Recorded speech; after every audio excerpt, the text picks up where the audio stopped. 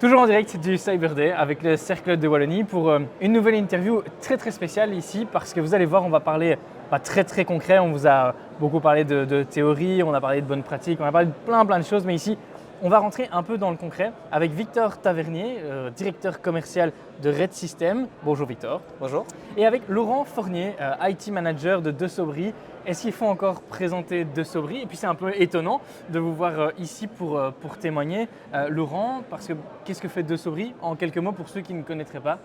Desobri est une biscuiterie basée à Tournai qui a 2 usines localement basées sur Tournai, qui exporte dans plus de 40 pays avec un chiffre d'affaires plus ou moins de 40 millions et plus de 200 collaborateurs.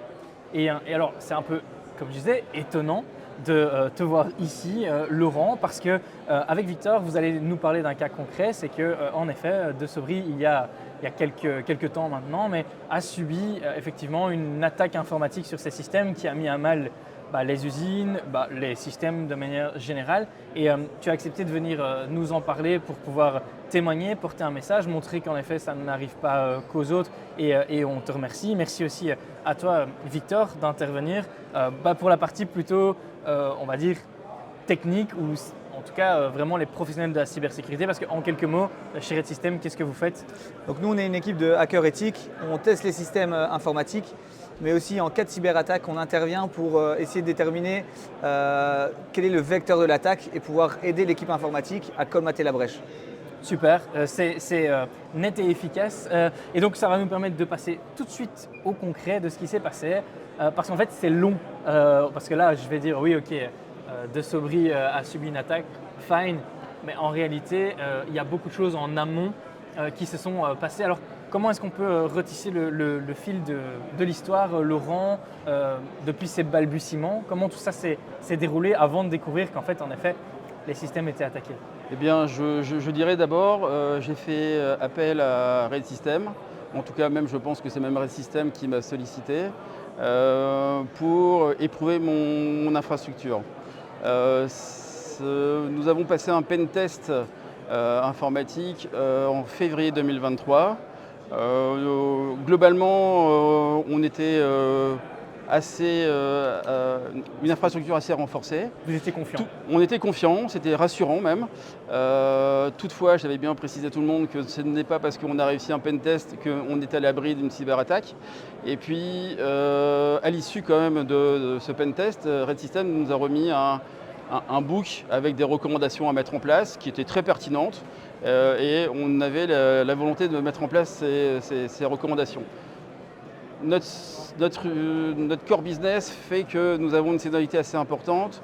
On a 2 usines, on tourne quasiment 24 heures sur 24, et la mise en place de ces recommandations n'était pas judicieuse dans le créneau, et donc on a pris le parti de le déplacer dans le temps. Donc ça, c'était pour bien situer en février 2023. Le 18 août 2023, il s'est passé donc 6 mois, à 23h30, on a reçu des alertes, notre système informatique se bloquait, et nous avons eu une myriade de serveurs qui se sont en fait arrêtés, et puis donc on a lancé un plan d'urgence en local. Historiquement aussi, dans la collaboration avec Red System, le deal que j'avais fait avec eux, c'était vraiment, voilà, je veux travailler avec vous, vous êtes juste à côté de nous, je favorise vraiment le local. Et j'avais évoqué en disant, si un jour j'ai le moindre souci, je hurle au téléphone et j'attends juste que vous répondez présent. Et j'ai appelé Victor. J'ai appelé Victor, je crois, il était 8h du matin, et il m'a dit on arrive. Et effectivement, j'ai vu donc l'équipe de Red System débarquer avec les valises un peu à l'américaine, hein, mais ils avaient tout le matériel pour pouvoir nous aider. On a monté une task force pour pouvoir déterminer quelles étaient les failles, par où ils étaient rentrés. Ça a pris un peu de temps. Oui. Là, c'est hyper important, c'est d'intervenir rapidement. Donc, en cas de cyberattaque, le problème c'est que ça arrive à n'importe quelle heure, à n'importe quel jour. Ça peut être la veille de Noël ou que sais-je. Il faut pouvoir intervenir le plus rapidement possible pour essayer en fait de colmater la brèche le plus rapidement possible pour pouvoir repartir en production. Et là, vraiment, c'était un travail qu'ils ont fait assez colossal de pouvoir tout directement se remettre au... Oui. Par contre, avant de se précipiter, on a voulu vraiment analyser par où la compromission était arrivée. Et en retraçant tous les historiques, on a pu constater qu'ils étaient passés par une faille de sécurité de nos firewalls. Donc cette faille de sécurité avait été patchée chez nous le 14 juin. Donc chronologiquement, nous étions la cyberattaque le 18 août. Le 13 juin, le fabricant du firewall fait une CVE, donc une mise à jour critique qu'il a publie. Le 13 juin, nous on l'a mis en place le 14 juin. Donc on était quasiment... le lendemain, quoi. Ouais, voilà, le lendemain, on s'était dit, ouais, c'est bon. Et puis en remontant l'historique en fait, de toutes les traces, en mai, il y avait déjà des traces de compromission en fait, dans notre infrastructure. Donc ils étaient tapis dans l'ombre, à faire des tests ponctuels pour ne pas être repérés. Et voilà. Et la chose qui en ressort, qui est quand même très fort, parce qu'on a eu affaire quand même à une équipe assez forte, ils ont été capables de, par facilité dans le monde de l'informatique, on utilisait des outils de connexion à distance, TeamViewer, choses comme ça. Et par moment, donc effectivement, on ouvre des sessions à distance et on fait des copier-coller de mots de passe. Et ils ont réussi à trouver sur une machine, dans la mémoire, donc ils ont lu la mémoire vive, ils ont récupéré les mots de passe qui étaient copiés-collés et ils sont rentrés sur une machine en administrateur. Et là, c'était le sésame. Et puis là, ils ont créé un compte super admin et puis ils ont propagé. Tous mes serveurs, j'en ai comme une myriade, étaient cryptés en moins d'1 minute 30. Attends, je vais faire. Désolé, mais là, c'est celui qui connaît rien qui Oui. va poser une question. Tu vas me lâcher que ces trucs étaient enregistrés dans le presse-papier. Oui, du paix. Et- En fait, quand tu es sur ton PC, ton laptop, tu te connectes à distance sur un serveur Ouais, bien sûr. dans une autre infra. Uh-huh. Et donc, quand tu prends et tu dis à un moment donné que tu vas ouvrir une session à distance, tu dis bah, je copie mon user, je copie mon mot de passe. Et donc, dans la machine à distance, le mot de passe est resté dans le copier-coller, ce qu'on appelle le presse-papier, le clipboard. Et donc, ils l'ont lu. C'est comme ça qu'ils ont réussi à rentrer dans nos serveurs.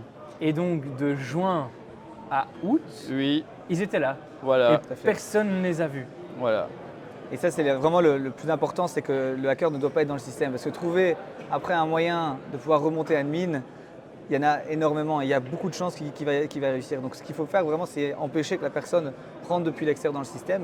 Là, malheureusement, c'était surtout cette faille de sécurité sur ce firewall. Et c'est aussi un combat de tous les jours. Ils avaient tout mis en place pour pouvoir éviter le moindre problème. Mais en fait, à un moment, il y a eu peut-être une relâche ou peut-être, voilà, ça peut arriver. Il faut toujours se préparer au pire. Et Voilà. on le dit souvent, c'est pas savoir quand on va subir une cyberattaque. Enfin, c'est pas Non, si on va si, subir ouais. une cyberattaque, Ouais. mais quand on va la subir et est-ce qu'on Tout est à prêt à la fait. subir. Et donc, maintenant, je pense qu'ils ont l'expérience justement de tout ça. Et donc, effectivement, comme disait Victor, généralement, ces attaques, ces compromissions ont lieu le vendredi soir, le week-end, les semaines entre Noël et Nouvel An, où les effectifs sont à 50% en fait. Généralement, on est un peu moins vigilant, un peu moins sur le terrain. Et donc, nous avons fait le choix, on a tout reconstruit de façon différente, en appliquant les recommandations que Red System nous avait en fait incité à mettre en place. Et nous avons mis en place ce qu'on appelle un SOC. Donc c'est une surveillance de notre réseau, donc on a un antivirus assez poussé, je ne suis pas là pour faire de la publicité, mais voilà. Et donc on a mis un gros antivirus avec une tour de contrôle qui surveille notre réseau. Tous les PC se voient, dès qu'il y a le moindre comportement, donc il y a du comportement, l'analyse comportementale. Si un PC a un comportement différent de l'habitude, des suppressions de fichiers, des renommées des fichiers, choses comme ça, le PC est isolé, les autres PC ne le côtoient plus. J'ai une tour de contrôle, quelqu'un qui m'appelle, donc 24 heures sur 24, 7 jours sur 7, jours fériés y compris, et on a un plan de bataille sur ce qu'on doit faire. Et donc ça permet juste d'isoler le patient zéro et qu'il ne puisse pas en fait propager le reste. Y compris, après, il faut encore être plus vigilant sur les backups.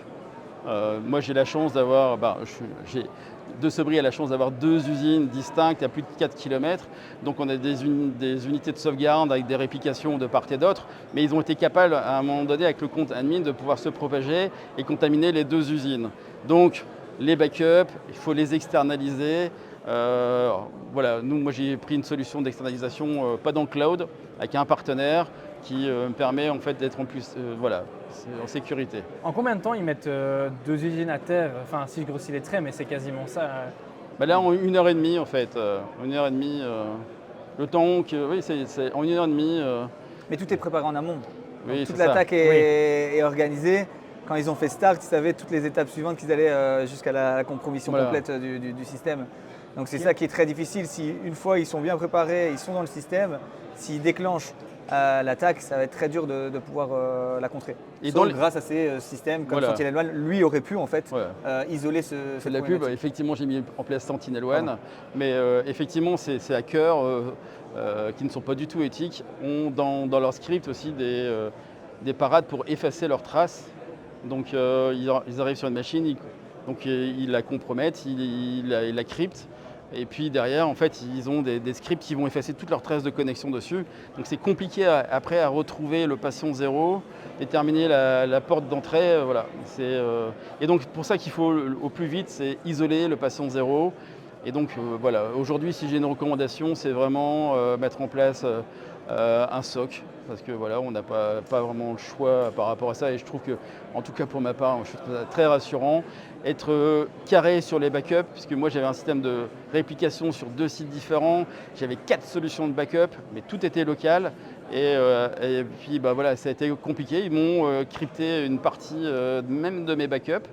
Donc on a su rebondir, on n'a pas perdu de données. On a juste dû mettre les 2 usines à l'arrêt pendant 3 semaines, donc 200 personnes. Heureusement, j'ai aussi un CEO qui s'appelle Thierry Huet, qui est bien connu en Wallonie et qui m'a donné carte blanche pour pouvoir tout reconstruire. Donc j'ai pas été par 4 chemins, j'ai pris tous les laptops, je les ai tous mis à la poubelle, tous les PC à la poubelle, tous les disques durs de serveurs à la poubelle. Et on a tout reconstruit parce que on peut pas se permettre de reconstruire tout en ayant une suspicion en se disant est-ce que j'ai bien tout nettoyé et Donc ça nous a coûté plusieurs centaines de milliers d'euros et puis nos collaborateurs qui ont été au chômage aussi, ils n'y pouvaient rien et donc voilà. J'allais te demander justement les conséquences d'une attaque comme ça. Il y en a d'autres que tu n'aurais pas citées. Tu en as déjà cité beaucoup. Mais je trouve qu'on a, nous, la chance d'avoir une société qui, économiquement, s'en sort très très bien et qui est capable, pendant 3 semaines, ne pas travailler, ne pas avoir de chiffre d'affaires. C'est clair que tout le monde n'aurait pas pu se remettre d'une attaque de grande envergure comme ça. Exactement, il y a des sociétés qui ne pourraient pas se permettre ce genre de compromission. Avant de te lancer la balle, Victor, parce qu'évidemment tu penses bien que tu vas aussi passer un peu sur le grill. Chacun son tour. Oui, c'est ça. Je voulais savoir un peu, Laurent, parce que là, c'est vrai qu'on a déjà fait un peu le tour, c'est-à-dire l'origine, comment ça s'est passé, les conséquences et comment est-ce qu'on a réglé le problème. C'est quoi qui te passe par la tête au moment où tu te rends compte effectivement à 23h que c'est l'alerte? D'abord, comment ça se passe? Est-ce que c'est, je sais pas, c'est ton GSM qui sonne?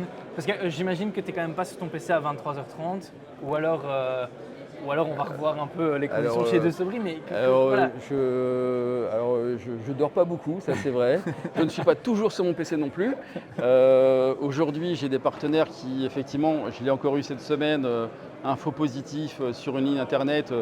Mon téléphone sonne, il est 1h40, je décroche et puis on regarde ce qu'on fait. Le jour où c'est arrivé, concrètement, ça va faire sourire, mais on devait partir en vacances. Ma femme est partie à Ibiza sans moi. Donc si c'est ça, voilà. Donc ma femme m'a lâché, mais elle est revenue après.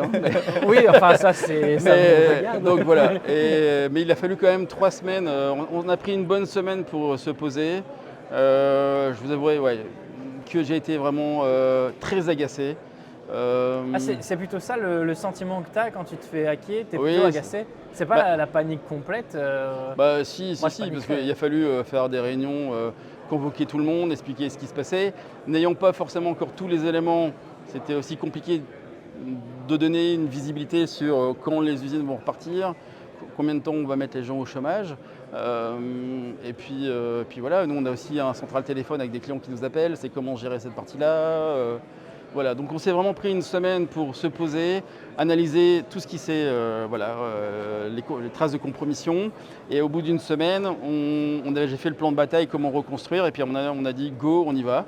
Et on a mis 2 semaines pour tout reconstruire de façon différente. Donc on a, dans les bonnes pratiques, on a bien isolé chaque domaine d'application. On a un ERP, on a une gestion d'entrepôt automatisée, choses comme ça. Donc tout est isolé dans ce qu'on appelle des VLAN. C'est donc un réseau totalement isolé. Et on n'autorise que des communications entre des machines avec des ports, avec des clés de chiffrage. Si quelqu'un arrive, il arrive dans un VLAN. Je dis, dans le logiciel de la compta, il pourra faire du mal au logiciel de la compta, il ne pourra pas en fait passer à un autre VLAN. Donc ça, c'est ce qu'on a mis en place, sachant qu'avec les outils qu'on a mis en place, donc on a les outils, donc je disais tout à l'heure le SOC avec Sentinel-One, mais nous avons souscrit aussi Vectra, qui est une solution de supervision, d'interactivité entre les outils un peu Office, en partant d'un Teams, parce qu'aujourd'hui tout le monde utilise Teams, qui est aussi un pendant comme un outil de communication, de prise à main à distance, où on peut échanger des fichiers, on fait des copier-coller, choses comme ça. Vous partez d'un Teams, vous pouvez arriver dans un Excel en ouvrant votre Outlook, ou en partant d'Outlook, vous ouvrez un Teams et vous récupérez des données. Donc avec Vectra, ça permet en fait de bétonner ça. Avant la compromission, j'avais déjà une solution qui s'appelle VadéSecure pour tout ce qui est gestion des emails. Je n'ai pas énuméré tout ce que j'ai mis en place parce que je donnerais en fait. J'ai pris le panel, voilà. Et puis pour la petite anecdote, qui est Giannino, qui est le CEO de chez Red System, à un moment donné, à chaque fois, je me référais à lui en disant est-ce que si je mets en place, c'est la bonne pratique? Et Giannino, il m'a dit je pense que tu as coché toutes les cases. En tout cas, la prochaine case, c'est Parano. Et donc voilà. Et okay. Effectivement, on devient parano. On devient parano. Le moindre souci, une ligne internet qui tombe, on se dit attention, c'est certainement ça. Et voilà. Mais bon, voilà, je pense qu'il faut rester sur le qui-vive. Et ce n'est pas parce que c'est arrivé une fois, ça ne peut pas se reproduire. Et c'est surtout ça, en fait, je pense, pour de la résilience. Comment rebondir, mais surtout se dire, il faut toujours rester très vigilant. Et faire appel à des partenaires. Moi, j'ai surtout cette volonté, parce que je pense que quelles que soient les sociétés, internaliser c'est bien, vous allez avoir un instant T, vous allez faire un recrutement de quelqu'un qui est high level en fait en cybersécurité, mais s'il est tout seul dans votre structure, il ne va pas forcément se mettre à jour et choses comme ça.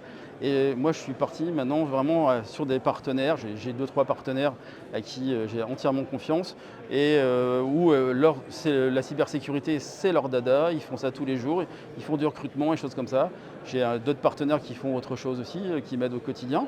Et je pense que pour moi, c'est la bonne pratique. Voilà. Alors du côté de Laurent, finalement, on est plus agacé que paniqué au moment où ça arrive.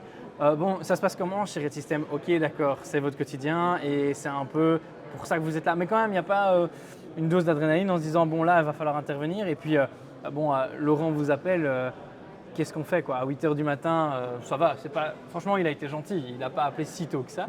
Il aurait pu. Mais oui, je pense. Alors, comment ça se passe? On arrive avec les valises, etc. On passe au bureau, on a le temps de réagir, on prend le temps ou... La chose, c'est que moi, historiquement parlant, parce que c'était déjà mon client, donc je connaissais déjà bien Laurent à ce niveau-là, et il m'avait toujours dit « je veux que tu interviennes rapidement ». Et je lui avais dit « vraiment, je m'engage personnellement à faire en sorte qu'on sera réactif en cas de problème un jour ».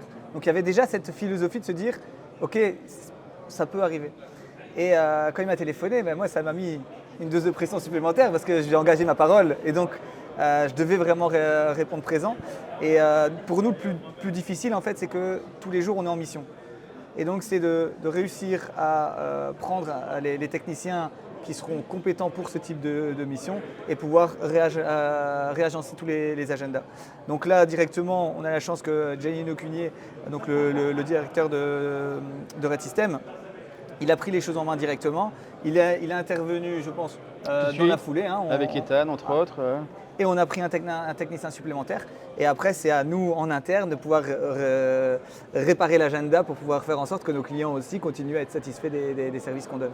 Donc ça, c'est surtout ce gros moment de pression qui pour moi était surtout personnel, c'est que je voulais vraiment répondre présent. Mais voilà, c'est quelque chose qu'on a l'habitude aussi de faire. Malheureusement, parfois, on a 2 cyberattaques en même temps. Là, c'est encore notre challenge. Oui, c'est un niveau encore supérieur. Et je pense qu'on a beaucoup à apprendre de ce use case. Et encore une fois, je vous remercie tous les deux de venir en parler et d'en parler à une audience qui est très très large, qui est celle du Cercle de Wallonie. Je pense que on a besoin d'entendre aussi des cas, comprendre qu'en effet, et je crois que je le dis depuis tous les épisodes que j'ai tournés depuis ce matin ici, ça n'arrive pas qu'aux autres. Moi, je me disais aussi, qu'est-ce que des cyber-hackers ou des cybercriminels viennent chercher chez De Sobry? Et tu m'as très justement répondu, Laurent.